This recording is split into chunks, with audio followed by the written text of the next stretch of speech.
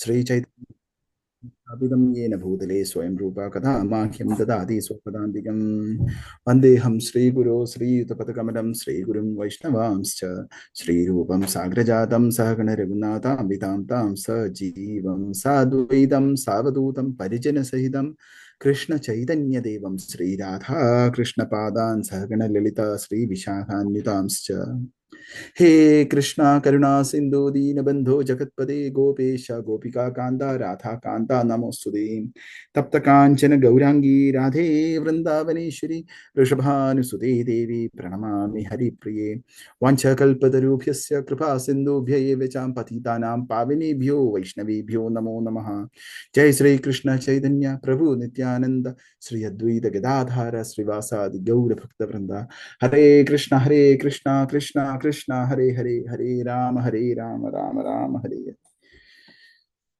ഹരേ കൃഷ്ണ. നമ്മൾ പറഞ്ഞുകൊണ്ടിരുന്നത് രഘുനാഥ് കുറച്ച് നാളുകളായി റിവൈസ് പറയാം. രഘുനാഥ ദാസ് ഗോസ്വാമിയുടെ കുറിച്ചാണ് പറഞ്ഞുകൊണ്ടിരുന്നത്. എങ്ങനെയാണ് രഘുനാഥ് ദാസ് ഗോസ്വാമിയുടെ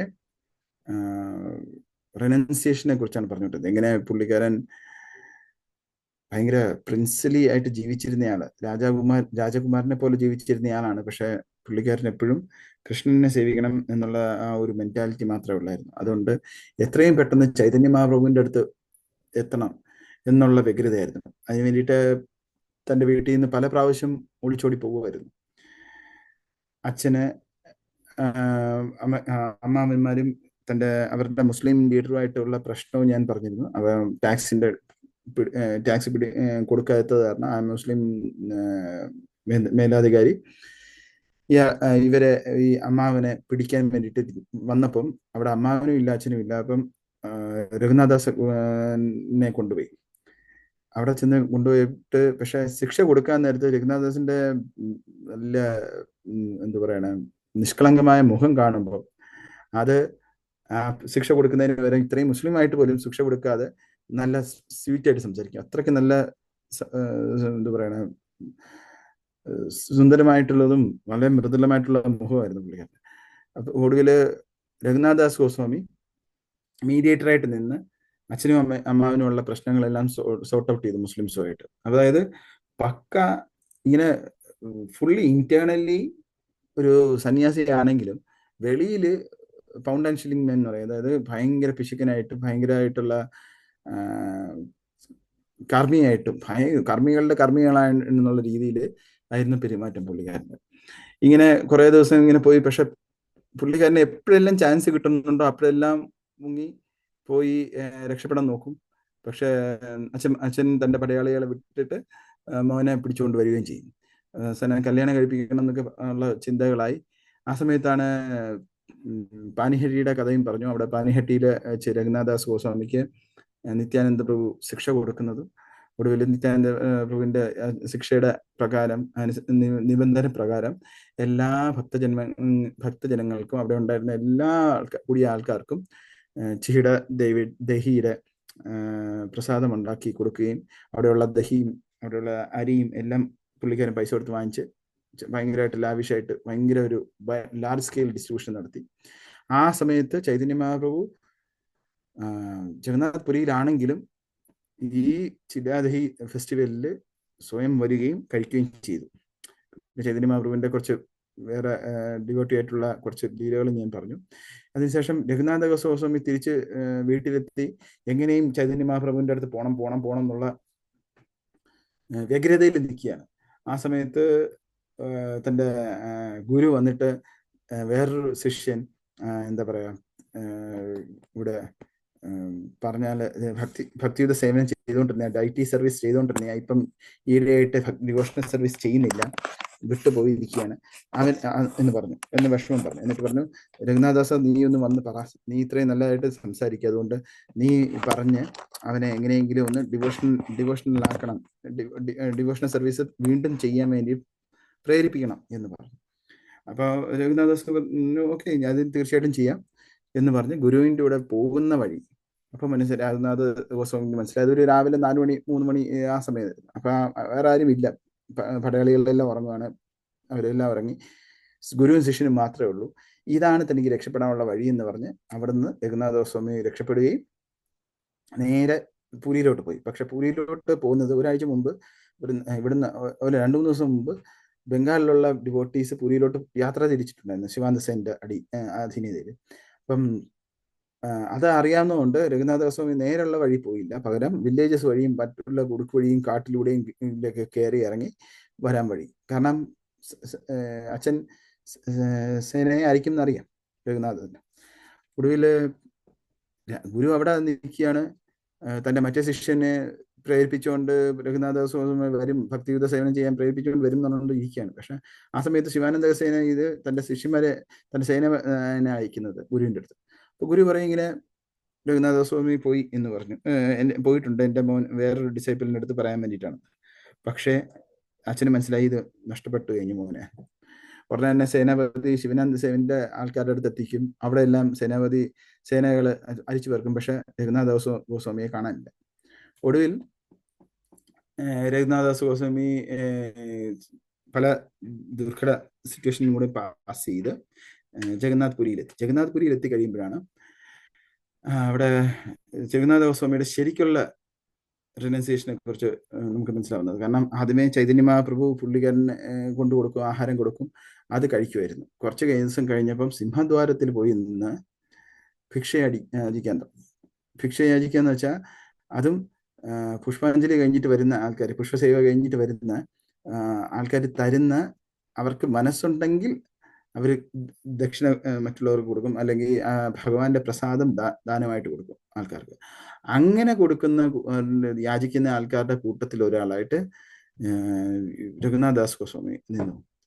അപ്പൊ ഇങ്ങനെ ജീവിച്ചുകൊണ്ടിരിക്കുന്നതിനിടയിൽ, അതായത് ഭയങ്കര ആദ്യമേ പ്രസാദം മാത്രം കഴിച്ചുകൊണ്ടിരുന്ന, ചൈതന്യ മഹാപ്രഭു കൊടുക്കുന്ന പ്രസാദം മാത്രം കഴിച്ചുകൊണ്ടിരുന്നയാള് പിന്നെ കിട്ടിയാൽ കഴിക്കും എന്നുള്ള രീതിയിലെത്തി. അപ്പൊ ആലോചിക്കുക, നമ്മളൊക്കെ ആണെങ്കിൽ നമ്മുടെ വയറിന് വേണ്ടിയിട്ടാണ് എല്ലാം ഫുള്ള് ജീവിക്കുന്നത്. പക്ഷെ രഘുനാഥ ഗോസ്വാമി എന്താണ് കാണിക്കുന്നതെന്ന് നമുക്ക് ഇതിൽ നിന്ന് മനസ്സിലാക്കാം. അതിനുശേഷം ചൈതന്യ മഹാപ്രഭു അതിനായിട്ട് രഘുനാഥദാസ് ഗോസ്വാമിക്ക് വളരെ നല്ല ഇന്റിമേറ്റ് അസോസിയേഷൻ കിട്ടുന്നു.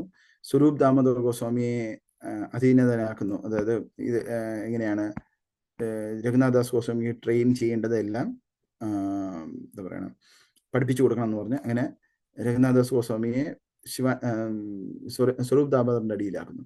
അപ്പൊ സ്വരൂപ് ദാമോദറിന്റെ അടുത്ത് രഘുനാഥദാസ് ഗോസ്വാമി പറഞ്ഞു എൻ്റെ ഡ്യൂട്ടി എന്താണെന്ന് ചോദിച്ചപ്പം ചൈതന്യ മഹാപ്രഭു പറഞ്ഞു ഞാൻ ഓൾറെഡി സ്വരൂപ് ദാമോദറിനെ ഏൽപ്പിച്ചിട്ടുണ്ട്, അതുകൊണ്ട് നീ എന്നെ ഏൽപ്പിച്ചു കഴിഞ്ഞു, ഇനി സ്വരൂപ് ദാമോദർ എന്താണോ പറയണത് അത് ചെയ്താൽ മതി എന്ന് പറഞ്ഞു. അങ്ങനെ സ്വരൂപ് ദാമോദറിന്റെ ഒരു ദാസനായിട്ട് തന്നെ രഘുനാഥദാസ് ഗോസ്വാമി നിൽക്കുകയാണ് ഏറ്റവും. പക്ഷെ അതേസമയം സ്വരൂപ് ദാമോദർ തന്നെ പറയുന്നുണ്ട്, നീ ഏറ്റവും യദുനന്ദ ആചാര്യയുടെ ഏറ്റവും വലിയ ഡിസൈപ്പിൾ തന്നെ നീ, ഇത്രയും നല്ലൊരു അടക്കവും ഒതുക്കവും ഉള്ള വ്യക്തിയെ ഈ എൻറ്റയർ ഗൗഡിയ ദേശത്ത് കാണത്തില്ല എന്ന് പറ്റി. അങ്ങനെ രഘുനാഥ ഗോസ്വാമി ആക്ച്വലി പുരിയിൽ നിൽക്കുമ്പോൾ എല്ലാവർക്കും വളരെ വളരെ പ്ലീസിങ് ആയിട്ടുള്ള വ്യക്തിയായിരുന്നു. എല്ലാ വൈഷ്ണവ ക്വാളിറ്റീസും ഒത്തുചേർന്നെങ്കിൽ 100% 10% ഉള്ള ഒരു വ്യക്തി എന്ന് പറഞ്ഞാൽ അത് രഘുനാഥ ഗോസ്വാമിയാണ്. എല്ലാവരും സമ്മതിക്കും. അത്രയ്ക്ക് പ്രശസ്തനായി. അതുപോലെ തന്നെ റിനൗൺസിയേഷൻ അല്ലെങ്കിൽ വൈരാഗ്യത്തിന്റെ മൂർത്തിമത് ഭാവം എന്നുള്ളത് രഘുനാഥ ഗോസ്വാമിയായി മാറി. വേറെ ആർക്കും എന്താ പറയണ കിടന്ന് പഠിക്കാൻ പോലും പറ്റാത്ത രീതിയിലുള്ള വൈരാഗ്യമാണ് രഘുനാഥ ഗോസ്വാമി കാണിച്ചത്. കവി കർണപുര എന്ന് പറയുന്ന കവി രഘുനാഥ ഗോസ്വാമിയെ കുറിച്ച് വളരെയധികം പുകഴ്ത്തി പറഞ്ഞിട്ടുണ്ട്. അതേപോലെ തന്നെ ശിവാനന്ദ സേന്റെ അടുത്ത് മറ്റേ പട്ടാളത്തിലെ ആൾക്കാർ വന്നു, അച്ഛൻ്റെ പട്ടാളത്തിലെ ആൾക്കാർ വന്ന് അതിന് ശേഷം അവർ തിരിച്ചു പോയി. അച്ഛന് വളരെ വിഷമമായി.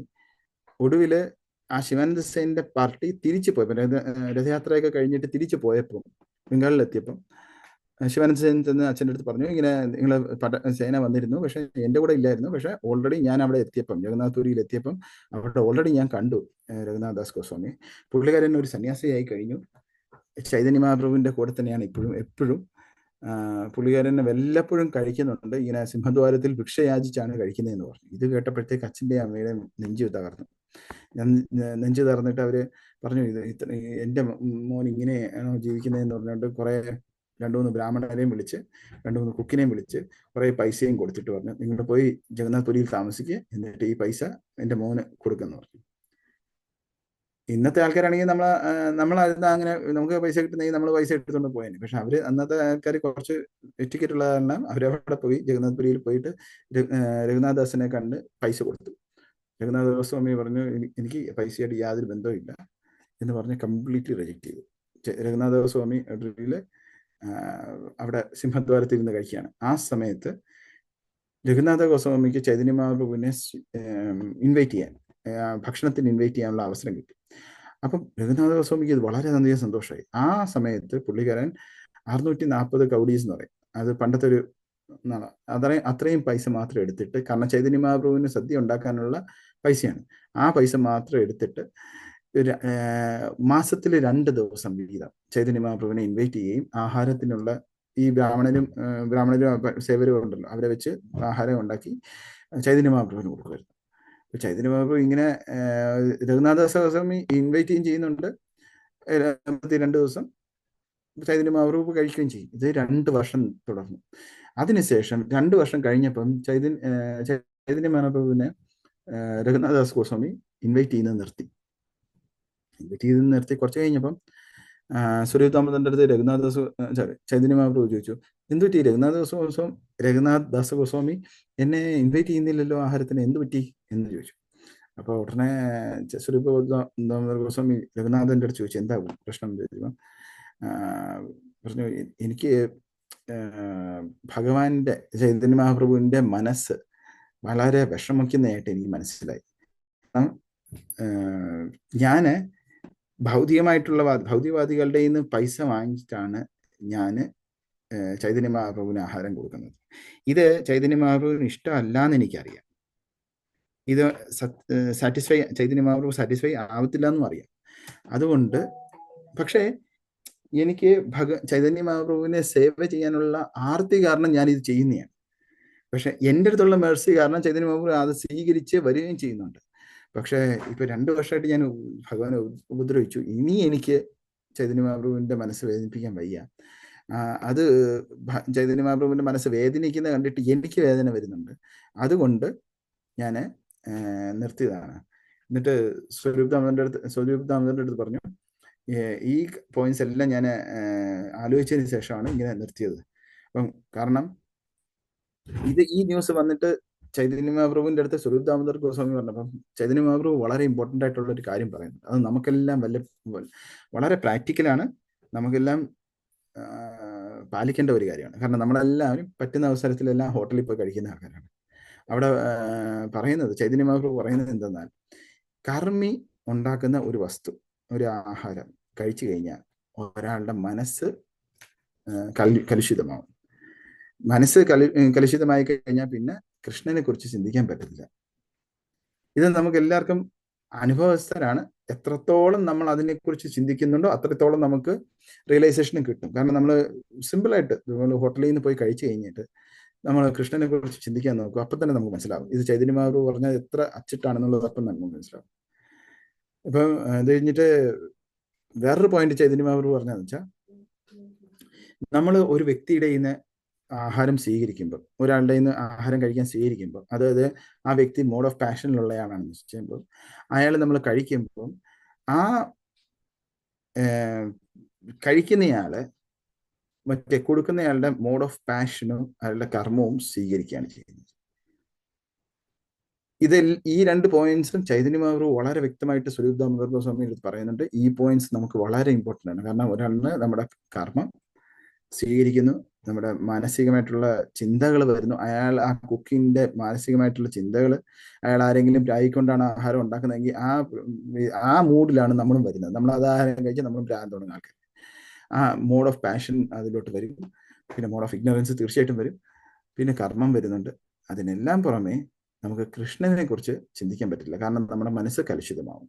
മനസ്സ് കലുഷിതമാവാൻ കാരണം ഈ മോഡ് ഓഫ് പാഷനും ഇഗ്നോറൻസും വരുന്നുണ്ട്. അപ്പൊ ഇത് ചൈതന്യ മഹാപ്രഭു വീണ്ടും പറയുന്നുണ്ട്. അതിനുശേഷം പറയുന്നു, എന്തായാലും ഞാൻ രഘുനാഥ ഗോസ്വാമി ജസ്റ്റ് വിളിച്ചുകൊണ്ട് അതിനെ നോ പറയാൻ പറ്റാത്തതുകൊണ്ട് ഞാൻ പോയതുകൊണ്ടാണ്. ഇപ്പൊ എന്തായാലും അവനത് മനസ്സിലാക്കി അത് നിർത്തിയത് വളരെ നല്ലതായി. അവന് സ്പിരിച്വലി അവൻ പ്രോഗ്രസ് ചെയ്യുന്നുണ്ടുള്ള സർട്ടിഫിക്കേഷൻ ചൈതന്യ മഹാപ്രഭു കൊടുക്കും. ഒന്നാലേക്ക് ചൈതന്യ മഹാപ്രഭു നേരത്തെ നമ്മൾ ഡിസ്കസ് ചെയ്താണ് ഹരിദാസിനെ കുറിച്ച്, ചോട്ടാ ഹരിദാസിനെ കുറിച്ച്. ഒരു ഒരു സ്ത്രീയുടെ അടുത്ത് ജസ്റ്റ് കുശലം ചോദിച്ചു എന്നുള്ള ഒരു തെറ്റില് പിന്നെ ഇനി ഞാൻ ജന്മത്ത് ആ ചോട്ടാ ഹരിദാസുമായിട്ട് സംസാരിക്കില്ല. ബ്രഹ്മചരിയായിട്ടുള്ള ചോട്ടാ ഹരിദാസ് സ്ത്രീയുടെ അടുത്ത് കുശലം ചോദിച്ചു. അതും ഏത് സ്ത്രീ? വളരെ മൂത്ത, വളരെയധികം ഡിവോഷണലി പ്രോഗ്രസ് ചെയ്തേക്കുന്ന, അതായത് ചൈതന്യ മഹാപ്രഭുവിന്റെ സ്വന്തം സിസ്റ്റർ ആണെന്നുള്ള രീതിയിൽ കൺസിഡർ ചെയ്യുന്ന ആളുടെ അടുത്ത് സംസാരിച്ചതിനാണ് ഇത് കൊടുത്തത്. ഒന്നാലോചിച്ചോക്ക്. അപ്പൊ അത്രമാത്രം സ്ട്രിക്റ്റ് ആയിട്ട് കൺസിഡർ ചെയ്യുന്ന ചൈതന്യ മഹാപ്രഭു സ്വരൂപ പറയേണ്ട അടുത്ത് രഘുനാഥ് ദാസ് ഗോസ്വാമിയെ സർട്ടിഫിക്കേഷൻ ഇവിടെ കൊടുക്കുകയാണ് ചെയ്തത്. അതായത് ഇവൻ പ്രോഗ്രസ് ചെയ്യുന്നുണ്ടെന്നുള്ളത്. അതിനുശേഷം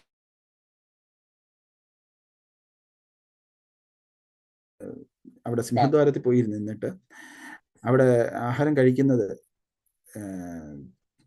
ഇപ്പം എന്താ പറയണ, ചൈതന്യ മഹാപ്രഭു അതായത് ആഹാരം ഇങ്ങനെ യാചിച്ച് കഴിക്കുന്നത്, അങ്ങനെയുള്ള മെന്റാലിറ്റിയെ കുറിച്ച് പറഞ്ഞത്. ഓക്കെ, ഒരാളെ കാണും, ഒരാൾ വരുന്നുണ്ട് ആഹാരം തരാൻ വേണ്ടിയിട്ട്. ഒരാൾ ഇപ്പം എനിക്ക് ആഹാരം, ഇപ്പം ഞാൻ നിൽക്കുന്നതെന്ന് വെക്കുക സിംഹദ്വാരത്തിൽ.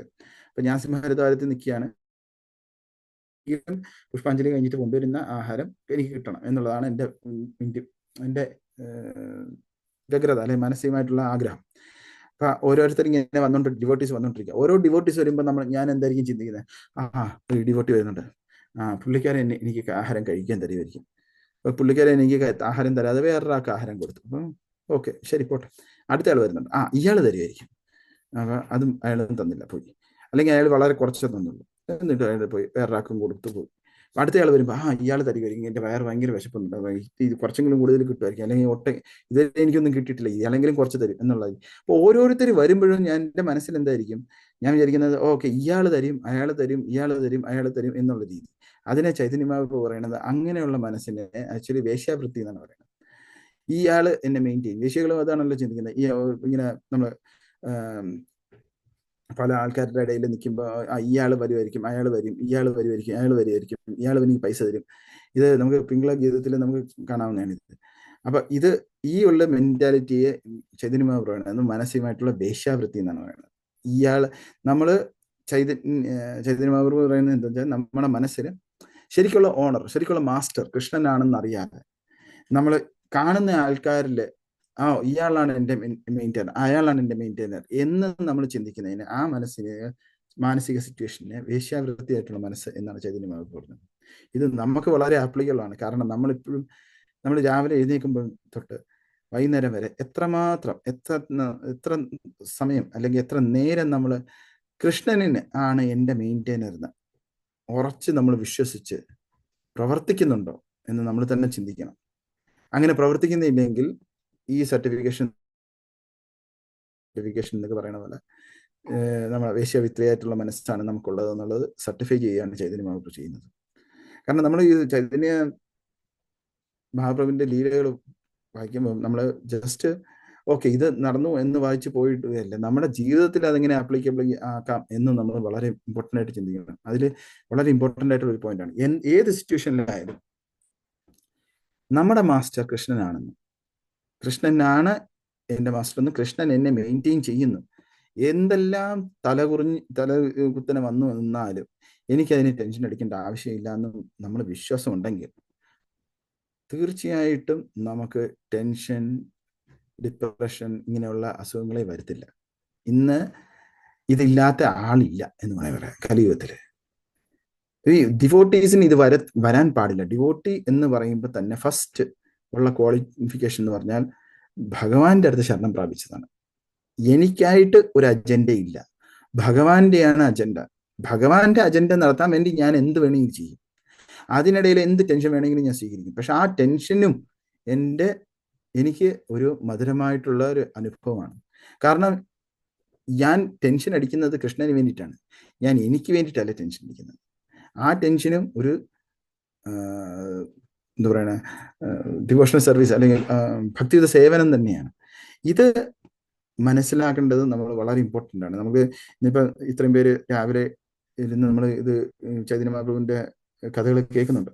അപ്പൊ അതിൽ നിന്ന് നമുക്ക് ഒരു പോയിന്റെങ്കിലും നമുക്ക് മനസ്സിലാക്കാൻ പറ്റുന്നുണ്ടെങ്കിൽ നമ്മൾ മനസ്സിലാക്കേണ്ടത്, രാവിലെ എഴുന്നേറ്റ് നമ്മൾ സന്ധ്യയുടെ കിടക്കുന്നതിൻ്റെ കിടക്കുന്നതിന് മുമ്പ് അറ്റ്ലീസ്റ്റ് 1 മിനിറ്റെങ്കിലും നമ്മൾ അനലൈസ് ചെയ്ത് നോക്കുക. ഇന്നത്തെ ദിവസത്തിൽ നമ്മൾ കൃഷ്ണനെ എത്ര ഓർത്തെങ്കിൽ അത് പ്രോപ്പർലി ഓർത്തോ, ഫേവറബിൾ ആയിട്ട് ഓർത്തതിൽ തന്നെ കൃഷ്ണൻ എന്നെ നമ്മളെ ആണ് മെയിൻറ്റെയിനർ എന്നുള്ള രീതി നമ്മൾ പ്രവർത്തിച്ചോ എന്നുള്ളത് അത് വളരെ ഇമ്പോർട്ടൻ്റ് ആണ്. ഓർക്കുക മാത്രമല്ല, പ്രവർത്തനവും. കൃഷ്ണന് ആണ് നമ്മുടെ മെയിൻറ്റെയിനർ എന്നുള്ള ആലോചനയും പ്രവർത്തനവും ഉണ്ടെങ്കിൽ നമ്മൾ ചാൻഡിങ് നേരത്തെ തന്നെ ചെയ്യും. ഭക്തിയുത സേവനത്തിന് ഹൈ പ്രയോറിറ്റി കൊടുക്കും. നമ്മുടെ ഇന്ദ്രിയ തൃപ്തിക്കല്ല പ്രയോറിറ്റി കൊടുക്കാൻ പോണത്, നമ്മുടെ കുടുംബത്തിനായിരിക്കത്തില്ല, നമ്മുടെ റിലേറ്റീവ്സിനായിരിക്കത്തില്ല, നമ്മുടെ പണം സമ്പാദ്യത്തിനല്ല ആയിരിക്കത്തില്ല. പകരം നമ്മുടെ മനസ്സ് കൃഷ്ണനിൽ അർപ്പിച്ച് ജീവിക്കാൻ നോക്കും. അത് നമ്മൾ ഓരോ നിമിഷവും ഓരോ ദിവസവും നമ്മൾ അനലൈസ് അപഗ്രഥിക്കുകയാണെങ്കിൽ മനസ്സിന് ഒക്കെ അതൊരു ട്രീറ്റ്മെന്റ് ആവും, ഒരു ഹാബിറ്റായി മാറും. ഒടുവിൽ നമുക്ക് നല്ല പെർഫെക്റ്റ് ഡിവോട്ടിയായി മാറാൻ പറ്റും. അപ്പൊ ഇവിടെ ചൈതന്യ മഹാപ്രഭു പറയുന്നു, ഒരു റിനൗൺസ്ഡ് ഓർഡറിലുള്ള ഒരു സന്യാസിയായിട്ടുള്ള ഒരാള് അതിന് ഒരിക്കലും അങ്ങനെയുള്ള ചിന്താഗതി വന്നില്ല. പക്ഷെ അതേസമയം വ്യക്തി വേറൊരിടത്ത് പോകാൻ നോക്കിയാൽ ഫ്രീ ആയിട്ട് ഡിസ്ട്രിബ്യൂട്ട് ചെയ്യുന്നിടത്ത്, എന്നിട്ട് അവിടെ ചെന്നിട്ട് ഫുൾ വയറ് നിറച്ച് കഴിച്ചു നോക്കിയാൽ അങ്ങനെയാണെങ്കിൽ പിന്നെ പുള്ളിക്കാരന് വേറെ ഒന്നും സംസാരിക്കാനില്ല, വയറ് നിറച്ച് കഴിച്ചു കഴിഞ്ഞാൽ പിന്നെ ഹരേ കൃഷ്ണ ചാൻറ്റ് ചെയ്യാം എന്നുള്ള രീതിയിരിക്കും. പക്ഷെ അതേസമയം ആ സ്ഥലത്ത് നാളെ കിട്ടിയില്ലെങ്കിൽ പുള്ളിക്കാരന് ടെൻഷനാവും, അവിടെ എനിക്ക് കിട്ടിയില്ലല്ലോ, ഇനി നാളെ എവിടെ കിട്ടും. അപ്പൊ അതിന് ചൈതന്യ മഹാപ്രഭു എന്താ പറയുന്നതെന്ന് വെച്ചാൽ, എവിടെ നിന്ന് ആഹാരം കിട്ടുന്നുള്ളത് ചിന്തിക്കാതെ എന്താണ് കിട്ടുന്നത് അത് വെച്ച് തൃപ്തിപ്പെടുകയും. കാരണം എന്താണ് കിട്ടുന്നതെന്ന് അതിൽ വെച്ച് തൃപ്തിപ്പെടുക എന്ന് പറഞ്ഞാൽ അതൊരു വളരെ ഇമ്പോർട്ടൻ്റ് ആയിട്ടുള്ള പോയിന്റാണ്. കാരണം നമുക്ക് കൃഷ്ണനാണ് നാഥൻ, കൃഷ്ണൻ എന്നെ മെയിൻറ്റെയിൻ ചെയ്യുന്ന ഉറപ്പുണ്ടെങ്കിൽ, അടിയുറച്ച വിശ്വാസം ഉണ്ടെങ്കിൽ, എനിക്ക് ആവശ്യമുള്ള കാര്യം യഥാസമയം എനിക്ക് എൻ്റെ ശരീരത്തിനെ മെയിൻറ്റെയിൻ ചെയ്യാൻ, ആത്മാവിനെ മെയിൻറ്റെയിൻ ചെയ്യേണ്ട ആവശ്യത്തിനുള്ള കാര്യങ്ങളെല്ലാം കൃഷ്ണൻ സപ്ലൈ ചെയ്യുന്നുള്ള അടിയുറച്ച വിശ്വാസമുണ്ട്. അങ്ങനെ ഉള്ളപ്പം പിന്നെ എനിക്ക് അയ്യോ ഇന്നത്തെ ആഹാരം ഇനി എവിടെ നിന്ന് വരും, ഇന്ന ബൂത്തിൽ പോയാൽ എനിക്ക് ആഹാരം ഫ്രീ ആയിട്ട് കിട്ടുമോ, അങ്ങനെ ഒരു ചിന്ത വരത്തില്ല. അങ്ങനെ ചിന്ത ഇല്ലാത്തടത്തോളം കാലം എനിക്ക് കൃഷ്ണനിൽ ചിന്തിക്കാനും കൃഷ്ണനെ കുറിച്ച് എന്താ പറയുക ചാൻറ്റ് ചെയ്യാനും ഹരേ കൃഷ്ണ മഹാമന്ത്രം ചാൻറ്റ് ചെയ്യാൻ പറ്റും. ഇല്ലെങ്കിൽ എൻ്റെ മനസ്സ് ഇങ്ങനെ വേശ്യയെ പോലെ അത് അവിടെ നിന്ന് കിട്ടുമോ, ഇവിടെ നിന്ന് കിട്ടുമോ, അല്ലെങ്കിൽ ആ വ്യക്തി തരുമോ, ഈ വ്യക്തി തരുമോ എന്നുള്ള ചിന്തയാവും. നമുക്ക് നമ്മുടെ ജീവിതത്തിൽ നമുക്ക് എല്ലാവർക്കും അറിയാം എന്തെല്ലാം ചെയ്യുന്നുണ്ടെന്ന്. ജീവിതത്തിൽ രാവിലെ തൊട്ട് വൈകുന്നേരം വരെ പൈസയ്ക്ക് വേണ്ടിയിട്ട് നമ്മൾ അന്വേഷിച്ച് നടക്കുകയാണ് ചെയ്യുന്നത്. അവിടെ നമ്മൾ പറ്റുന്നിടത്തോളം നമ്മൾ ഈ ചിന്ത കൊണ്ടുവന്ന് പറ്റുന്നത്രയും നമുക്ക് ജീവിതത്തിൽ ഡിവോഷണൽ സർവീസിലോട്ട് പ്രോഗ്രസ് ചെയ്യാൻ നമ്മൾ ശ്രമിക്കണം. അപ്പൊ ഇതെല്ലാം ചൈതന്യ മഹാപ്രഭു പിന്നെ പറഞ്ഞതിന് ശേഷം സ്വരൂപ് ദാമോദറിന്റെ അടുത്ത് പറഞ്ഞതിന് വഴി സ്വരൂപ് ദാമോദർ വഴി ചൈതന്യ മഹാപ്രഭു ഒരു ശംഖിന്റെ മാലയും ഗോവർദ്ധനത്തിൽ നിന്ന് വന്ന് കൊണ്ടുവന്ന ഒരു ചെറിയൊരു പാറയുടെ ഗോവർദ്ധനത്തിന്റെ ഹില്ല് പീസ് അതെടുത്തിട്ട് ഗിരിധാരിന്റെ ഗിരിശില അതെടുത്ത് കൊടുത്തു. എന്നിട്ട് ചൈതന്യ മഹാപ്രഭു രഘുനാഥദാസ് ഗോസ്വാമിയെ വിളിച്ചിട്ട് പറഞ്ഞു, ഇത് രണ്ടും നീ വളരെ സൂക്ഷിച്ച് പൂജിച്ച് പാലിക്കണം എന്ന് പറഞ്ഞു. രഘുനാഥദാസ് ഗോസ്വാമി കിട്ടിയപ്പോൾ ഉടനെ തന്നെ ആ മുത്തുമാല അതായത് ശംഖിന്റെ മാല അതെടുത്ത് കഴുത്തിൽ അണിയുകയും, എന്നിട്ട് ഈ ഗിരിധാരി എങ്ങനെയാണ് വർഷിപ്പ് ചെയ്യുന്നതെന്ന് ചൈതന്യ മഹാപ്രഭു തന്നെ രഘുനാഥ ഗോസ്വാമിക്ക് പറഞ്ഞു കൊടുത്തു. അതായത് വളരെ സിമ്പിളായിട്ട് വർഷിപ്പ് ചെയ്യണമെങ്കിൽ ഈ ഗിരിധാരിയെ ചിലപ്പം തലയെ തൊടണം, ചില കണ്ണി വെക്കുക, ചില സമയത്ത് ഞാൻ അത് സ്മെല് ചെയ്യും. കാരണം ഇത് ആക്ച്വലി കൃഷ്ണന്റെ ശരീരം തന്നെയാണ്. ഈ ഗിരിധാരി എന്ന് പറയുന്നത് കൃഷ്ണന്റെ ശരീരമാണ്. അതുകൊണ്ട് ഞാൻ വളരെ സൂക്ഷിച്ചാണ് ഇത് പരിക്കുന്നത്. ഇത് ചെയ്യാൻ വേണ്ടിയിട്ട് എന്നിട്ട് ഞാൻ പിന്നെയും പിറ്റേന്ന് അന്ന് വൈകുന്നേരം വീണ്ടും പോയി ഡോക്ടറുടെ വല്ലെന്തെങ്കിലും തകരാറ് വന്നോ, ഇവിടെ ഇങ്ങനെ അടി നടന്നല്ലേ എന്ന് വിചാരിച്ചോണ്ട് വീണ്ടും പോയി സങ്കടപ്പെട്ട് കരഞ്ഞു പൊട്ടി കരയുമായിരുന്നു. സോറി പ്രഭു. ഹരേ കൃഷ്ണ. ഹരേ കൃഷ്ണ.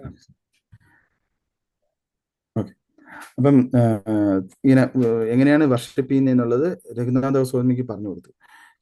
എന്നിട്ട് പറഞ്ഞു 3 വർഷത്തോളം ചൈതന്യ മഹാപ്രഭു പറഞ്ഞു കൊടുത്ത ആ കല്ല് ചൈതന്യ മഹാപ്രഭുവിൻ്റെ കയ്യിൽ ഇരിക്കുകയായിരുന്നു, അതാണ് കൊടുക്കുന്നത്. അപ്പൊ ഒന്നാലോചിക്കുക, കൃഷ്ണൻ സ്വയം വർഷിപ്പ് ചെയ്ത ആ കല്ല് ചൈതന്യ മഹാപ്രഭുവിന് കൊടുത്തു. എന്നിട്ട് പറഞ്ഞു, ഇത് നല്ലൊരു ബ്രാഹ്മണൻ നല്ലൊരു മൂഡില് വർഷിപ്പ് ചെയ്തുകൊണ്ടിരുന്ന കല്ല് തന്നെയാണ് ഞാനിപ്പോൾ നിനക്ക് തരുന്നത്. അതിന് വർഷിപ്പ് ചെയ്യാൻ വളരെ സിമ്പിളാണ്. ഒരു ജഗ് ഓഫ് വാട്ടറും കുറച്ച് ഇലകൾ, തുളസി ദളം, ഇത് രണ്ടും വെച്ച് മാത്രം വർഷിപ്പ് ചെയ്യാവുന്ന കാര്യമാണ്. നമുക്ക് വിശ്വാസത്തോടും പ്രേമത്തോടും അത് പറ്റുമെങ്കിൽ 8 മൃദുലമായിട്ടുള്ള തുളസി ഇല അതിൽ ഓഫർ ചെയ്യണം. അതായത് അല്ല, ചൈതന്യ മഹാപ്രഭു ഒന്നുകൂടി പറയുന്നുണ്ട്. തുളസി ഇലയല്ല, തുളസിയുടെ 8 പുഷ്പങ്ങളാണ് എടുക്കേണ്ടത്. 8 പുഷ്പത്തില് ഒരു പ്രത്യേകത പറയുന്നതെന്ന് വെച്ചാൽ 8 പുഷ്പത്തിന്റെ നടുക്ക് ഇലകളും കാണണം, നല്ല സോഫ്റ്റ് ആയിട്ടുള്ള, അതായത് തളിരില നമ്മുടെ തുളസിയുടെ പറിച്ച് കൊടുക്കണം. മഞ്ചരി ഇതിന്റെ കൂടെ 2 ഇലയും വെച്ച് അതായിരിക്കണം വർഷിപ്പ് ചെയ്യേണ്ടത്. അതിൽ 8 എണ്ണം ഉപയോഗിച്ച് ഒരു ദിവസം വർഷിപ്പ് ചെയ്യാവുന്നതാണ്. ഇത്രയുമേ ചെയ്യേണ്ടതുള്ളൂ എന്ന് പറഞ്ഞ് കൊടുത്തു. രഘുനാഥ സ്വാമിക്ക് വളരെയധികം സന്തോഷമായി. കാരണം ചൈതന്യ മഹാപ്രഭുവിൻ്റെ നിന്ന് സ്ട്രെയിറ്റ് ആയിട്ട് കിട്ടുകയാണ്. അതും കിട്ടുന്നത് എന്താ? ഗോവർദ്ധനശിലയും ശംഖിന്റെ മാലയും. അപ്പൊ ഇത് ഗോവർദ്ധനശില തന്നതിന്റെ സിഗ്നിഫിക്കൻസ് എന്താണ് രഘുനാഥ ഗോസ്വാമി മനസ്സിലാക്കിയത് എന്താണെന്ന് വെച്ചാൽ, എന്നെ രാധാറാണിയുടെ പാദത്തിൽ സമർപ്പിച്ചിരിക്കുകയാണ് ചൈതന്യ മഹാപ്രഭു എന്ന്. ഇത് രഘുനാഥ ഗോസ്വാമിക്ക് മനസ്സിലായതോടുകൂടി വളരെയധികം സന്തോഷമായി. അതേപോലെ സ്വരൂപ് ദാമോദർ സ്വാമി രഘുനാഥ ഗോസ്വാമിക്ക് 2 തുണി കഷ്ണങ്ങൾ കൊടുത്തു. ഒന്ന് ഒരു 6 ഇഞ്ച് നീളത്തിൽ ഒരു പ്ലാറ്റ്ഫോമും വർഷിപ്പ് ചെയ്യാനുള്ള എന്താ പറയാ കൂജ അതേം കൊടുത്തു. അപ്പൊ ഈ തടി കഷ്ണ പ്ലാറ്റ്ഫോമിൽ തുണി വിരിച്ച് അതിൽ ശില വെച്ചിട്ട് രഘുനാഥ ഗോസ്വാമി വർഷിപ്പ് ചെയ്യാൻ തുടങ്ങി. ഇത് വർഷിപ്പ് ചെയ്യാൻ തുടങ്ങിയപ്പം പുള്ളിക്കാരന് ആക്ച്വലി കൃഷ്ണനെ ആ കല്ലിൽ ഗിരിശിലയിൽ കാണാൻ, സാക്ഷാൽ കൃഷ്ണനെ കാണാൻ തുടങ്ങി. അപ്പൊ ഇതിൽ നിന്ന് മനസ്സിലായി തന്നെ ചൈതന്യമാവ് ശരിക്കും എന്താ പറയുക മെർസി ചൊരിഞ്ഞിട്ടുണ്ടെന്നുള്ളത്. അതോടുകൂടി ചൈതന്യമാവ് തന്ന ആ ശില വർഷിപ്പ് ചെയ്യാൻ വേണ്ടിയിട്ട് രഘുനാഥ ഗോസ്വാമിക്ക് വളരെയധികം ആനന്ദം കിട്ടാൻ തുടങ്ങി. വളരെ സിമ്പിളായിട്ട് വാട്ടറും തുളസിയും അർപ്പിച്ച് വർഷിപ്പ് ചെയ്യുന്നത് ആക്ച്വലി 16 തവണ 16 പാരഫിലിയ വെച്ച് നമ്മുടെ നാരദ പഞ്ചരാത്ര വഴി വർഷിപ്പ് ചെയ്യുന്നതിനെക്കാട്ടിലും ശ്രേഷ്ഠമാണ്. കാരണം ഇവിടെ ചൈതന്യ മഹാപ്രഭു പറഞ്ഞേക്കുന്ന കാര്യമാണ്. അതുകൊണ്ട് ഒടുവില് സ്വരൂപ് ദാമോദർ ഗോസ്വാമി ഒരിക്കൽ രഘുനാഥ ഗോസ്വാമിയുടെ അടുത്ത് പറഞ്ഞു, ഓക്കെ രഘുനാഥ ഒരു ഗോവർദ്ധനാണെങ്കിൽ 8 കൗഡീസ് ഒരു യൂണിറ്റ്, ഒരു ചെറിയൊരു പണ പോലെ അത്രയും വർത്തുള്ള ഇത് കാജയും സന്ദേശം മധുര മിഠായികൾ വന്ന് വാങ്ങിച്ച് കൊടുക്കണം. അത് പ്രേമത്തോടും വിശ്വാസത്തോടും കൊടുക്കുകയാണെങ്കിൽ അത് വളരെയധികം നെക്ടർ പോലെ ആയിരിക്കും. അത് കേട്ടതോടുകൂടി രഘുനാഥ ഗോസ്വാമി അതും ചെയ്യാൻ തുടങ്ങി. ഖാജയും സന്ദേശം അർപ്പിക്കാൻ തുടങ്ങി. ഇത് അർപ്പിച്ചതിന് ശേഷം ഈ ഖാജയും സന്ദേശം ആക്ച്വലി സ്വരൂപ് ദാമോദർ ഗോസ്വാമി പറയുന്ന അനുസരിച്ച് ഗോവിന്ദൻ, ചൈതന്യ മഹാപ്രഭുവിന്റെ സെർവന്റ് ആയിട്ടുള്ള ഗോവിന്ദനാണ് അറേഞ്ച് ചെയ്ത് കൊടുത്തുകൊണ്ടിരുന്നത്. അത് ശിലയ്ക്ക് അർപ്പിച്ചതിന് ശേഷം രഘുനാഥ ഗോസ്വാമി നമ്മളാണെങ്കിൽ പറയുന്നത് ഇത് കൃഷ്ണപ്രസാദ കഴിക്കണം, അത് കഴിക്കുന്നതിന് പകരം അത് പുള്ളിക്കാരൻ ഡിസ്ട്രിബ്യൂട്ട് ചെയ്യുക. പുള്ളിക്കാരനെ ഒന്നാലോചിക്കണം, സിംഹദ്വാരത്തിൽ നിന്ന് കിട്ടുന്ന ആഹാരം കഴിച്ചുകൊണ്ടിരുന്നത് വല്ലപ്പോഴും അതിൽ നിന്ന് അത് കഴിഞ്ഞിട്ട് പിന്നെ കാരണം ചൈതന്യ മഹാപ്രഭു പറഞ്ഞത് വേശ്യാവൃത്തിയെ തുല്യമാണെന്ന് പറഞ്ഞ കാരണം അവിടെ നിന്ന് മാറി പിന്നെ പഴകിയ ആഹാരം കിട്ടുന്ന സ്ഥലത്ത് അവിടുന്ന് ആഹാരം എടുത്ത് കൊണ്ടുപോയി കഴുകി കഴിക്കാൻ തുടങ്ങി. അപ്പൊ അങ്ങനെയുള്ള വ്യക്തിക്ക് സന്ദേശവും ഇതും ഗിരിധാരിക്ക് അർപ്പിച്ചതിന് ശേഷം താൻ കഴിക്കുന്നതിന് പകരം മറ്റുള്ളവർക്ക് ഡിസ്ട്രിബ്യൂട്ട് ചെയ്യാൻ തുടങ്ങി. ഇതാണ് രഘുനാഥ ഗോസ്വാമിയുടെ റിനൻസിയേഷൻ എന്ന് പറയുന്നത്. പുള്ളിക്കാരൻ 24 മണിക്കൂറിൽ 22 മണിക്കൂറും പുള്ളിക്കാരൻ ഹരേ കൃഷ്ണ മഹാമന്ത്രം മാത്രമാണ് ജപിച്ചുകൊണ്ടിരുന്നത്. പുള്ളിക്കാരൻ 1.5 മണിക്കൂറാണ് ഉറങ്ങുന്നത്. ഒന്നാലേക്ക് പുള്ളിക്കാരൻ ജസ്റ്റ് ആത്മാവും ശരീരവും ജസ്റ്റ് വെക്കണം. എന്തിന്? ഭഗവാനെ സേവ ചെയ്യണം. അത്രേ ഉള്ളൂ. ഇത്രയും വളരെ തീക്ഷ്ണമായിട്ടുള്ള വൈരാഗ്യമാണ് പുള്ളിക്കാരൻ കാണിച്ചത്. ചില സമയത്തൊക്കെ ഡീകമ്പോസ്ഡ് ആയിട്ടുള്ള, അതായത് കടയില് വിൽക്കുന്ന അരി ചീത്തയായി കഴിയുമ്പോൾ, ചീഞ്ഞ് നാറി കഴിയുമ്പോൾ ആൾക്കാരെടുത്ത് കളയും. അങ്ങനെയുള്ള അരി എടുത്തുകൊണ്ട് വന്ന് ആഹാരം ഉണ്ടാക്കി കഴിക്കുക, അതിൻ്റെ കൂടെ കുറച്ച് ഉപ്പ് ഇട്ടിട്ട് കഴിക്കും. ഇത് സ്വരൂപ് ദാമോദർ ഗോസ്വാമി കണ്ടപ്പം പുള്ളിക്കാരൻ ചിരിച്ചുകൊണ്ട് രഘുനാഥ ഗോസ്വാമിയുടെ അടുത്ത് ചോദിച്ചു, നീ കഴിക്കുന്നതിൻ്റെ കുറച്ച് ഭാഗം എനിക്കും തരണം. നീ എല്ലാ ദിവസവും ഇത്രയും നല്ല അമൃതാണ് നീ കഴിക്കുന്നത്, പക്ഷെ നീ ഒരിക്കലും നമുക്ക് ഓഫർ ചെയ്യുന്നില്ലല്ലോ. ഇതെന്താണ് വൃത്തിയായിട്ട ക്യാരക്ടറാ, നീ കിട്ടുന്ന എല്ലാം എടുത്ത് നീ തന്നെ കഴിക്കുന്നത് എന്നുള്ള രീതിയിൽ കളിയാക്കാൻ തുടങ്ങി. ചൈതന്യ മഹാപ്രഭുവും ഇത് കേട്ട് കഴിഞ്ഞിട്ട് ഗോവിന്ദനെ കേട്ടപ്പോഴത്തേക്ക് അടുത്ത ദിവസം ചൈതന്യ മഹാപ്രഭു അവിടെ എത്തി. എന്നിട്ട് പറഞ്ഞു, നീ എന്താ ഇങ്ങനെ എത്ര നല്ല ആഹാരങ്ങളാണ് കഴിക്കുന്നത്, നീ അത് നിനക്ക് മാത്രം എടുത്ത് കഴിക്കുന്നത്, ഞങ്ങൾക്കൊന്നും തരത്തില്ല എന്ന് പറഞ്ഞുകൊണ്ട് ചൈതന്യ മഹാപ്രഭു എടുത്ത് എന്താ പറയണ, രഘുനാഥ ഗോസ്വാമി കഴിക്കുന്ന ആ ആഹാരം, വെറും ഉപ്പ് ചേർത്തുള്ള പന്ന അരി, അത് ചൈതന്യ മഹാപ്രഭു എടുത്ത് കഴിച്ചു. രണ്ടാമത്തെ അരി എടുക്കാൻ പോയപ്പോഴത്തേക്ക് സ്വരൂപ് ദാമോദർ ഗോസ്വാമി രുക്മിണി പിടിച്ചതുപോലെ ചൈതന്യ മഹാപ്രഭുവിനെ കയറി പിടിച്ചു. എന്നിട്ട് പറഞ്ഞു, ഇത് അങ്ങക്ക് കഴിക്കാനുള്ളതല്ല എന്ന് പറഞ്ഞിട്ട് സ്വരൂപ് ദാമോദർ ഗോസ്വാമി ആ കയ്യിൽ കിട്ടിയ ചൈതന്യ മഹാപ്രഭുവിന്റെ കയ്യിലുള്ള ആഹാരം തട്ടിപ്പറഞ്ഞ് ചൈതന്യ മഹാപ്രഭുവിനെ മാറ്റിക്കൊണ്ടുപോയി. അപ്പൊ ചൈതന്യ മഹാപ്രഭു പറഞ്ഞു, ഞാൻ എല്ലാ ദിവസവും പലതരത്തിലുള്ള പ്രസാദം കഴിക്കാറുണ്ട്, പക്ഷെ ഞാനിപ്പോ രഘുനാഥ ഗോസ്വാമിയുടെ തട്ടിപ്പറിച്ച ഒരു പിടി ആഹാരം, ഇതിന്റെ മാധുര്യം വേറെ ഒന്നിനും തന്നെ ഇല്ല. അപ്പൊ ഇത് ചൈതന്യ മഹാപ്രഭു തന്നെ സർട്ടിഫൈ ചെയ്തിട്ടുള്ളതാണ്. അപ്പൊ ഇത്രയും വൈരാഗ്യം ഒരു എന്താ പറയണ രാജകുമാരനായിട്ട് ജനിച്ച വ്യക്തിയാണ് കാണിക്കുന്നതെന്നുള്ളതാണ് നമ്മൾ മനസ്സിലാക്കേണ്ടത്. ഇതിനർത്ഥം നമ്മൾ ആ ലെവലിൽ എത്തിയിട്ടില്ല, പക്ഷെ അതേസമയം അത് ഡ്യൂപ്ലിക്കേറ്റ് ആയിട്ട് കാണിക്കാനോ അല്ലെങ്കിൽ അഭിനയിക്കാനോ നമ്മൾ പാടില്ല. കാരണം നമ്മുടെ ലെവൽ എന്താണെന്ന് നമ്മൾ മനസ്സിലാക്കി വേണം നമ്മൾ പെരുമാറാൻ. ഇപ്പൊ ഇങ്ങനെ ചൈതന്യ മഹാപ്രഭുവിൻ്റെ കൂടെ രഘുനാഥ ദാസ് ഗോസ്വാമി വളരെയധികം കുറച്ച് നാൾ, ഒരു 2-3 വർഷം പുള്ളിക്കാരൻ താമസിക്കുന്നുണ്ടായിരുന്നു. ഇതിനിടയിൽ ഓരോ പ്രാവശ്യവും ബംഗാളിൽ നിന്ന് ആൾക്കാർ വരും, ചൈതന്യ മഹാപ്രഭുവിൻ്റെ കൂടെ ചിലവാക്കും. രഥയാത്ര കഴിയുമ്പം ഇവരെല്ലാം തിരിച്ചു പോകും. അപ്പൊ ഇങ്ങനെ ഇരിക്കെ ഒരു പ്രാവശ്യം ഒരു വല്ലഭ ഭട്ട എന്ന് പറഞ്ഞ ഒരു വലിയ പണ്ഡിതൻ, ഭയങ്കര പണ്ഡിതൻ, ഭയങ്കര ശാസ്ത്രീയമായിട്ടുള്ള എല്ലാ ശാസ്ത്രങ്ങളും പഠിച്ച് അരച്ച് കുടിച്ചേക്കുന്ന ഒരു വ്യക്തി വന്നു. എന്നിട്ട് ചൈതന്യ മഹാപ്രഭുവിന്റെ ഫ്രണ്ടിൽ സാഷ്ടാംഗം പ്രണാമിച്ചു. എന്നിട്ട് ഒരു നല്ല ഡിവോട്ടി ആണെന്നുള്ള രീതിയിൽ ചൈതന്യ മഹാപ്രഭു പുള്ളിക്കാരനെ എന്താ പറയണ എംബ്രേസ് ചെയ്തു. പുള്ളിക്കാരനെ ചൈതന്യ മഹാപ്രഭു വാരണാസി വെച്ചിട്ട് കണ്ടിട്ടുണ്ട്. അപ്പൊ ഇതിന് ശേഷം വളരെ നല്ലതായിട്ട് കുറച്ച് പ്ലസൻട്രീസ് അങ്ങോട്ടും നല്ല വാക്കുകൾ പറഞ്ഞതിന് ശേഷം ചൈതന്യ മഹാപ്രഭുവിന്റെ അടുത്ത് വല്ലഭ ഭട്ട പറഞ്ഞു, എനിക്ക് ആക്ച്വലി കൃഷ്ണനെ കുറിച്ച് മനസ്സിലാക്കണം, കൃഷ്ണ കോൺഷ്യസ്നെസ്സിനെ കുറിച്ച് അറിയണം. കൃഷ്ണൻ അല്ലാതെ വേറെ ആർക്ക് കൃഷ്ണനെ കുറിച്ചുള്ള ഭക്തി കൊടുക്കാൻ പറ്റും? ആർക്കും പറ്റത്തില്ല. അങ്ങാണ് കൃഷ്ണന്റെ നാമം ലോകം കംപ്ലീറ്റ് പ്രചരിപ്പിച്ചത്. അതുകൊണ്ട് തന്നെ അങ്ങേക്ക് തന്നെയാണ് കൃഷ്ണന്റെ പ്രേമവും എനിക്ക് തരാൻ പറ്റുന്നത്. അതുകൊണ്ട് പ്ലീസ് എനിക്ക് ഉപദേശം തരണം എന്ന് പറഞ്ഞ് ചൈതന്യ മഹാപ്രഭുവിന്റെ അടുത്ത് നേരിട്ടെത്തി. ചൈതന്യ മഹാപ്രഭു പറഞ്ഞു, അല്ലയോ ഭട്ടാചാര്യ, നീ വളരെ ഭയങ്കര ഫേമസ് ആണ്, നീ ഭയങ്കര എന്താ പറയണ പണ്ഡിതനാണ്, പണ്ഡിത ശ്രേഷ്ഠനാണ്. അപ്പൊ നിനക്കറിയാം കൃഷ്ണഭക്തി എന്താണ്, പക്ഷെ ഞാനൊരു സന്യാസിയാണ്, അതും പ്രത്യേകിച്ച് മായാവാദ സ്കൂളിലെ മധ്വാചാര്യരുടെ സ്കൂളിലെ ദ്വൈതവാദത്തിന്റെ സന്യാസിയാണ്. അതുകൊണ്ട് തന്നെ എനിക്ക് കൃഷ്ണൻ എന്താണെന്ന് പോലും, അല്ലെങ്കിൽ കൃഷ്ണഭക്തി എന്താണെന്ന് പോലും എനിക്കറിയത്തില്ല. അതുകൊണ്ട് പക്ഷേ എനിക്കൊരു കാര്യമുണ്ട്, എനിക്കൊരു ഗുണമുള്ളത്, എൻ്റെ കൂടെ അദ്വൈതാചാര്യ എന്ന് പറഞ്ഞൊരു വ്യക്തിയുണ്ട്. ആ വ്യക്തി വേറെ ആരുമല്ല, സാക്ഷാൽ കൃഷ്ണൻ, സാക്ഷാൽ വിഷ്ണു തന്നെയാണ്, സാക്ഷാൽ ശിവൻ തന്നെയാണ്.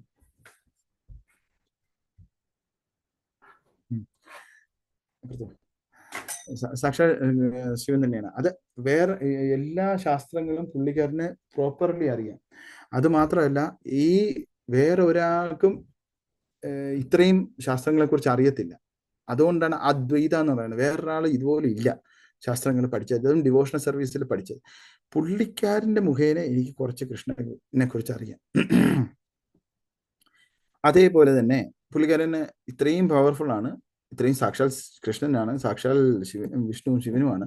അതുകൊണ്ട് തന്നെ പുള്ളിക്കാരൻ മ്ലേച്ഛന്മാരെ പോലും പ്രീച്ച് ചെയ്ത് വൈഷ്ണവരാക്കുന്നുണ്ട്. വേറൊരാൾ എൻ്റെ കൂടെ ഉള്ളത് നിത്യാനന്ദ പ്രഭുവാണ്. നിത്യാനന്ദ പ്രഭു ആണെങ്കിൽ പുള്ളിക്കാരൻ ഒരു അവധൂതനാണ്. പുള്ളിക്കാരനും ആക്ച്വലി സാക്ഷാൽ ശ്രീകൃഷ്ണൻ തന്നെയാണ്. പുള്ളിക്കാരനെ ഭഗവാന്റെ കൃഷ്ണന്റെ പ്രേമത്തില് മതോന്മത്തനായിട്ട് നടക്കുകയാണ് ചെയ്യുന്നത്. പുള്ളിക്കാരൻ എപ്പോഴും ഒരു കൃഷ്ണാവബോധത്തില് സാഗരത്തിൽ മുഴുകി കിടക്കുകയാണ്. പിന്നെ ഉള്ളത് സർവമ ഭട്ടാചാര്യരാണ്. സർവമ ഭട്ടാചാര്യരെ ഷഡ്ദർശനങ്ങളും പെർഫെക്റ്റ് ആയിട്ട് അറിയാം. പുള്ളിക്കാരൻ്റെ നിന്ന് ഞാൻ ഷഡ്ദർശനങ്ങളും ഞാൻ പഠിച്ചു. സർവമ ഭട്ടാചാര്യയാണ് ആക്ച്വലി എന്നെ ഡിവോഷണൽ സർവീസ് എന്താണ് പഠിപ്പിച്ചത്. അദ്ദേഹത്തിന്റെ മെർസി കൊണ്ട് മാത്രമേ എനിക്ക് കുറച്ചെങ്കിലും അറിയാം. പിന്നെ എൻ്റെ വേറൊരു ആളുണ്ട്, ശ്രീ രാമാനന്ദ റായ് എന്ന് പറയും. അപ്പൊ രാമാനന്ദ റായാണ് എന്നെ പെർഫെക്റ്റ്ലി ഭഗവാന്റെ അടുത്തുള്ള ഭക്തിയുത സേവനത്തിന്റെ പല ലെവൽസിനെ കുറിച്ച് വർണ്ണിച്ചു തന്നത്.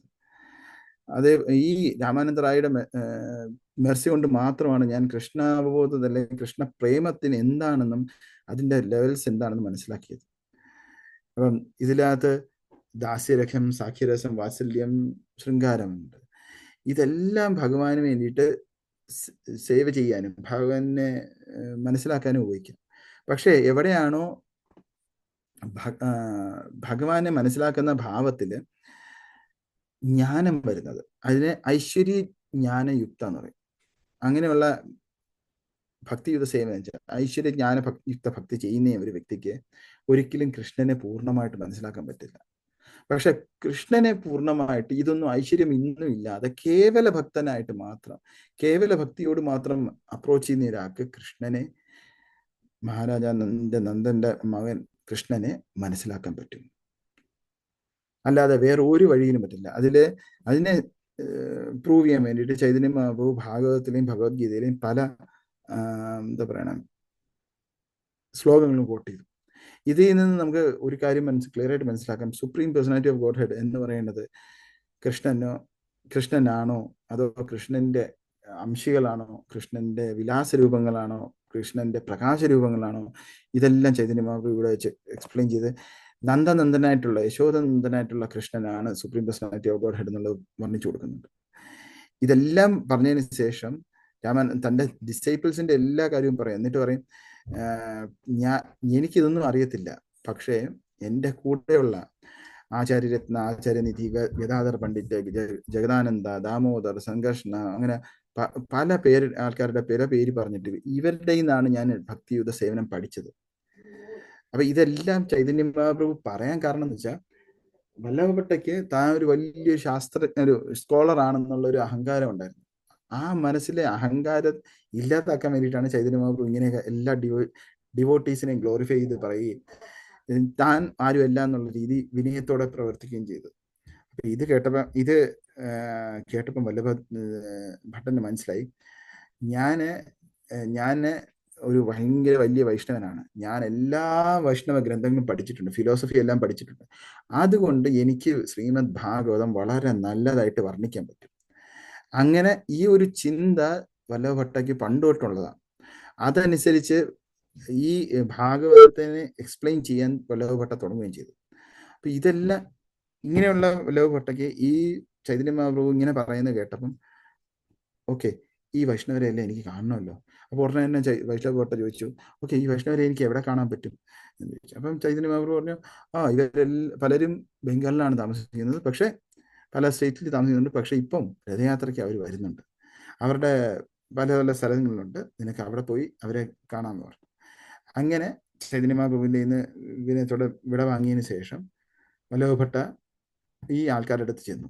എന്നിട്ട് അവരുടെ അടുത്ത് ഈ വൈഷ്ണവരെല്ലാം വന്നേക്കുന്ന അവർ തങ്ങിയിരിക്കുന്ന സ്ഥലത്ത് ചെന്ന് നോക്കിയപ്പം അവരുടെ മുഖം കണ്ടപ്പോൾ തന്നെ വല്ലഭഭട്ടയ്ക്ക് മനസ്സിലായി, ഇവരുടെ എല്ലാം മുഖം എത്രമാത്രം പ്രകാശിക്കുന്നുണ്ട്.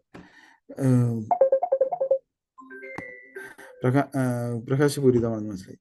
അപ്പൊ അത് കണ്ടിട്ട് വല്ലഭഭട്ട ഇവർക്ക് പ്രസാദം കൊടുക്കാൻ വേണ്ടി ചൈതന്യ മഹാപ്രഭുവിന്റെ ഇൻസ്ട്രക്ഷനിൽ ജഗന്നാഥ്പുരിയിൽ നിന്ന് വരുന്ന പ്രസാദം ഡിസ്ട്രിബ്യൂട്ട് ചെയ്യുന്നതിന്റെ കൂട്ടത്തിൽ വല്ലഭഭട്ടാചാര്യ കൂടി. എല്ലാവർക്കും മനസ്സറിയെ ജഗന്നാഥന്റെ പ്രസാദം കഴിക്കാൻ കൂടി. അപ്പം ഇങ്ങനെ ചൈതന്യ മഹാപ്രഭുവിന്റെ സന്യാസി ഡിസൈപ്പിൾസ് പരമാനന്ദപുരി പോലുള്ള ചൈതന്യ മഹാപ്രഭുവിന്റെ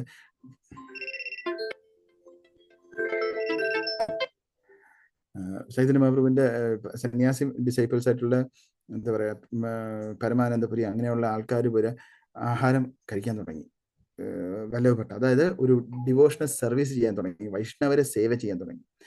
അപ്പം ഇത്രയും വൈഷ്ണവര് ബംഗാളി എന്നുള്ള ആൾക്കാരുടെ എണ്ണം പോലും എടുക്കാൻ പറ്റുന്നില്ല. അപ്പം വല്ലഭഭട്ട ഇത് കണ്ടിട്ട് അതിശയിച്ചു, ഇത്രയും വൈഷ്ണവരുണ്ടോ ചൈതന്യ മഹാപ്രഭുവിന്. അപ്പോൾ ഒടുവിൽ ഇവരുടെ എല്ലാം മെർസിയാല് വല്ലഭഭട്ടയ്ക്ക് കുറച്ച് എന്താ പറയണ വിനയം വരാൻ തുടങ്ങി.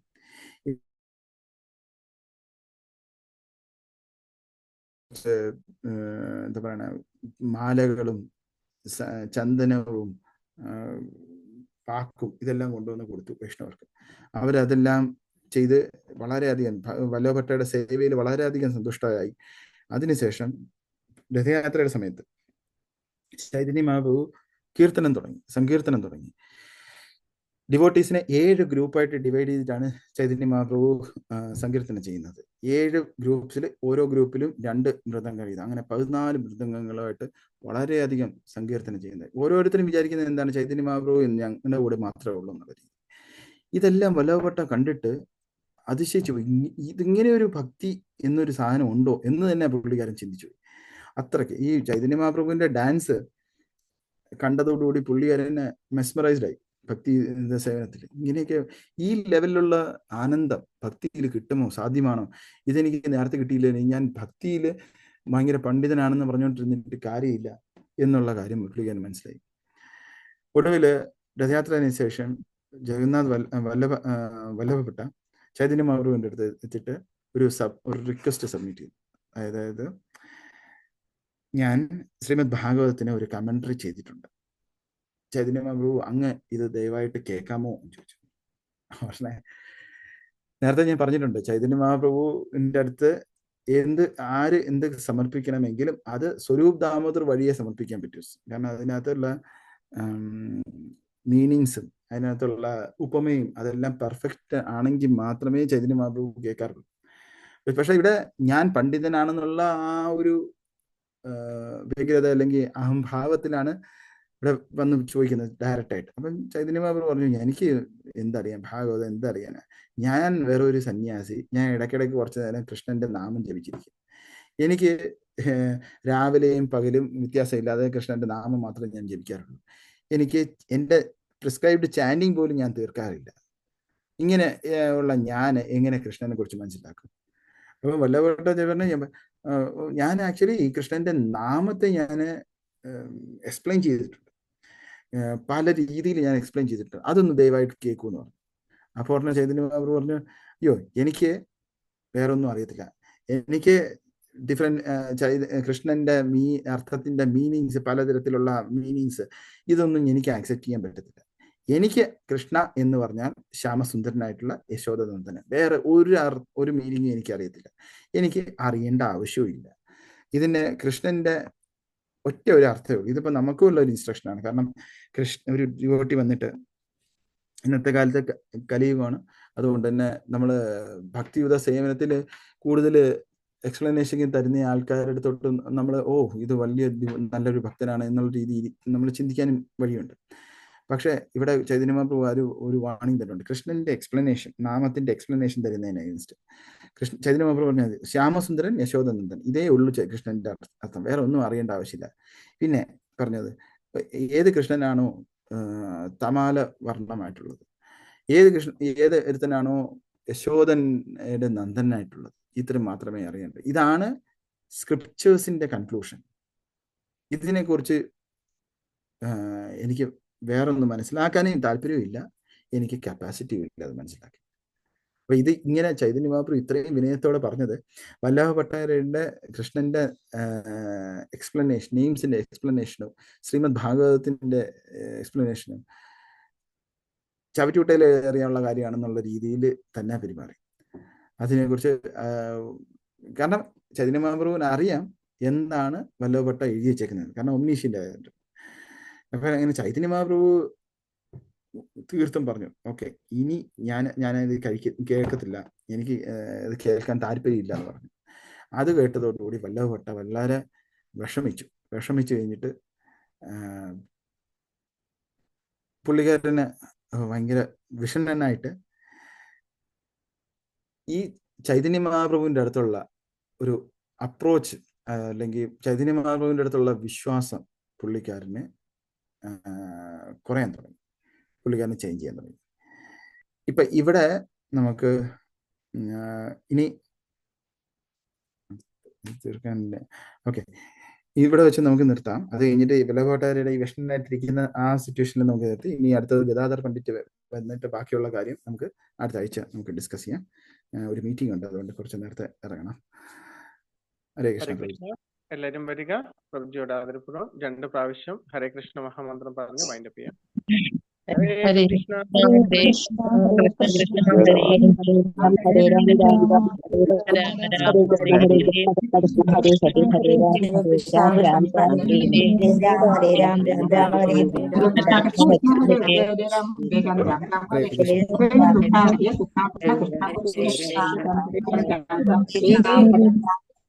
ഓക്കെ പ്രഭു വൈൻഡപ്പ് ചെയ്തട്ടെ.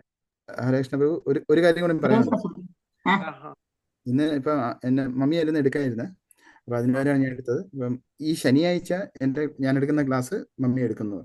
അപ്പം കാരണം ഭാഗവതത്തിന് നോട്ട് ചെയ്യാൻ വേണ്ടിയിട്ട് പുസ്തകം പേനയൊക്കെ റെഡി ആയിട്ട് ഇരിക്കണം അടുത്ത ശനിയാഴ്ച, അല്ലെങ്കിൽ അതില്ല എന്ന് പറയരുതെന്ന് പറഞ്ഞു. ഒരു വാണിംഗ് തന്നെ. ഓക്കെ പ്രഭു, ഒരു സെക്കൻഡ് കൂടെ. ഹരേ കൃഷ്ണ. പ്രഭുജി ആസ്ട്രേലിയയിൽ നിന്നാണ് ഇത് പറഞ്ഞത്. അതുപോലെ മാത്രമല്ല, ഇവിടെ പട്ടാഴിയിലെ ഒരു വലിയ ജഗന്നാഥ ക്ഷേത്രം അദ്ദേഹം പണിയുവാണ്. സോ നമ്മുടെ ഒരു പ്രാർത്ഥന വേണം. എല്ലാരും കൂടെ ഒരുമിച്ച് 2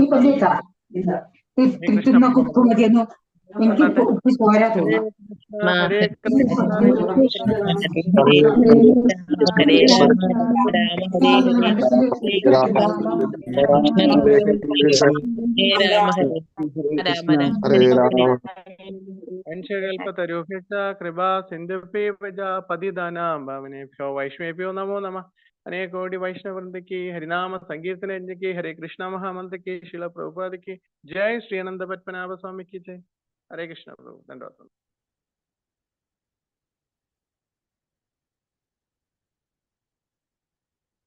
हरे कृष्णा. गोविंदराज प्रभु എന്തെങ്കിലും അനൗൺസ്മെന്റ് ഉണ്ടോ?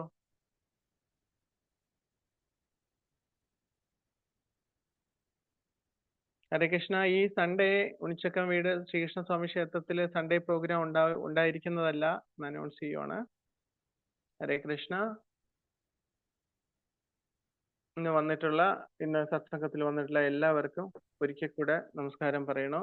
അടുത്ത ആഴ്ച എങ്ങനെയാണ് ഇനി വരാൻ പോകുന്ന സെൻട്രല് വരേണ്ടത്, അതിന്റെ ഡീറ്റെയിൽസ് ഒരു മീറ്റിംഗ് ഉടനെ ഉണ്ടാവും. ആ മീറ്റിംഗിലൂടെ എല്ലാ ഭക്തജനങ്ങളെ അറിയിക്കുന്നതാണ്. പോരാത്തതുകൊണ്ട് നമ്മുടെ ഗ്രൂപ്പിലും അതിന്റെ മെസ്സേജ് വോയിസ് ഇടുന്നതായിരിക്കും. ഹരേ കൃഷ്ണ. സന്തോഷ് പ്രഭു എന്ത് പറയാമെന്നോ? ഹരേ കൃഷ്ണ. ഹരേ കൃഷ്ണ. ഹരേ കൃഷ്ണ. ഹരേ കൃഷ്ണ. ഹരേ കൃഷ്ണ പ്രഭുജി. പറഞ്ഞോട്ടെ മാതാജി. ഗോപികളോട് നമുക്ക് പഠിപ്പിച്ചു തന്നില്ലേ ബ്രഹ്മസംഹിത, അതിലെ ശ്ലോകങ്ങളുടെ അർത്ഥം സഹിതം ഒന്ന് ഗ്രൂപ്പിലിട്ട് തരുമോ? ശ്ലോകങ്ങളുടെ അർത്ഥം അത് അടുത്ത മോള് ക്ലാസ് എടുക്കുന്നതിന് മുമ്പായിട്ട് ഇട്ട് തന്നാല് ഇത് നമുക്ക് എഴുതിയെടുക്കാൻ എളുപ്പമായിരിക്കും. ഒരുമിച്ച് കിട്ടുമ്പം പാട് ബഹു. മറക്കാതെ ഇട്ടേരണേ. ഹരേ കൃഷ്ണ. അർത്ഥവും കൂടി വേണം, അർത്ഥസഹിതമാണേ. ഇട്ടേക്കാം. Okay. Hare Krishna. Thank you. Jaya Shri Anantha Padmanabha Swami.